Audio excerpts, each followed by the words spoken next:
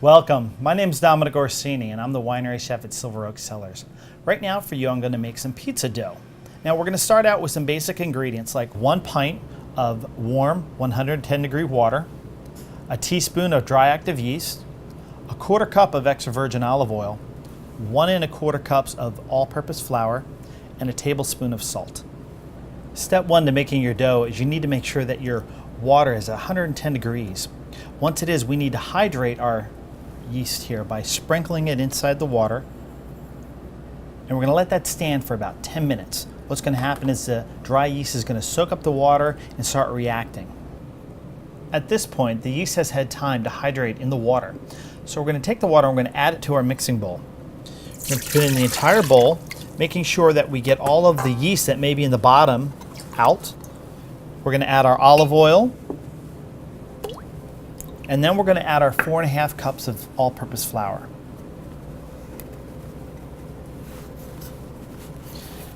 And then finally, the last ingredient is our salt. Now we want the salt to be on top of the flour so that it doesn't mix in right away with the water and kill our yeast.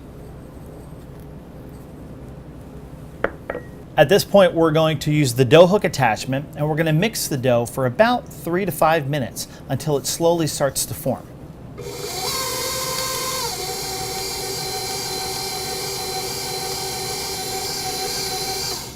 After about a minute or two of mixing, you may need to go in and scrape down the sides of the bowl. Some of the flour and some of the oil may be sticking.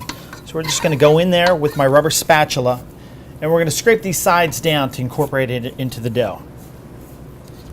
We're going to turn it back on and let it mix.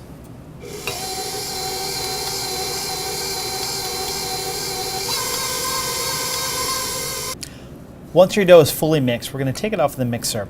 And the dough is going to look unusual compared to any other pizza dough you may have made in the past. As you can see, it's really soft and wet, almost soupy. That's a good thing. You want a really hot, wet, hydrated dough for this pizza dough. So, simply going to remove the dough hook. We're going to scrape the dough into this bowl here.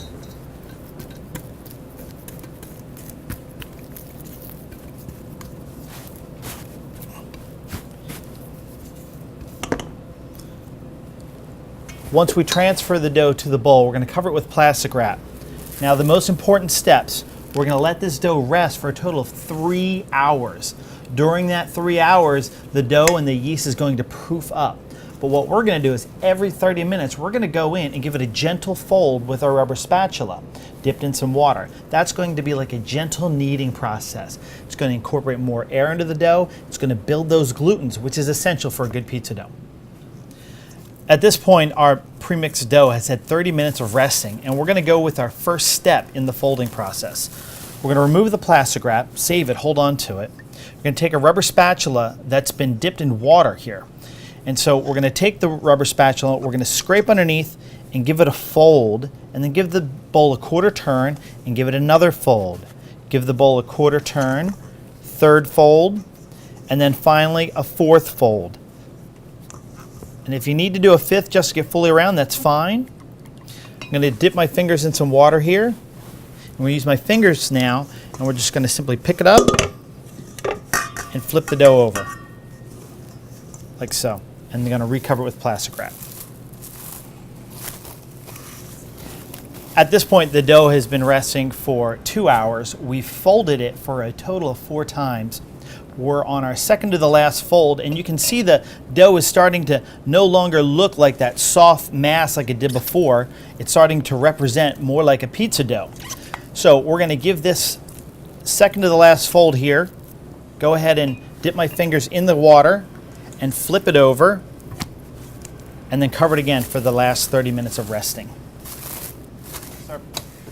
So our pizza dough has now had a full 3 hours of folding and resting. We're now going to put the dough onto the board, and we're going to portion it. We're going to do this by putting a little bit of flour down on the board first, and we're going to scrape the dough onto the board like so.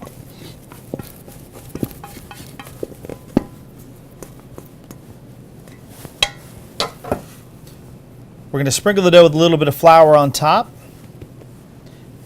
And at this point, we're going to start dividing the dough into 4 separate pieces.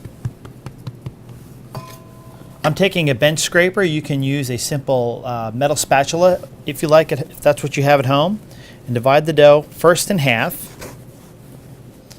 and then each piece in half again. Now what you're going to notice is the dough is going to feel really sticky underneath. Okay, so get your hands coated really well with flour, and now we're going to start shaping the dough. Now the technique for shaping the dough is essentially you're going to make a C with your hand like so. You're going to pick the dough up, and the process is to squeeze the dough through that C shape of your hand, taking all those edges and squeezing them to the bottom to give it a little pinch. So underneath, we're sealing the bottom up like so.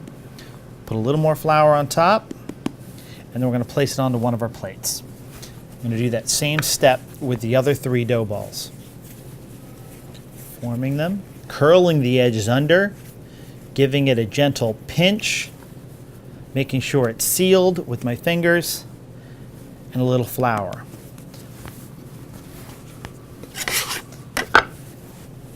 Curling the edges under, making a C with my hand, pushing the edges through. Now this last part here, sealing that bottom is an important step. If we don't seal it, that's how you can develop holes in your dough when you spin it. So once you've portioned and shaped your pizza dough, simply let it rest for 1 hour. After 1 hour of resting, it's going to be ready to be made into pizzas. Now if you want to develop the flavor a little bit better, brush it with some olive oil, cover it with plastic wrap, and put it in your refrigerator overnight. Now that extra retarding, it's called, overnight in the refrigerator will help develop that yeast flavor and make it excellent. Just pull it out 1 hour before you start to make your pizzas. Now this dough will work with all of our pizza recipes on our website.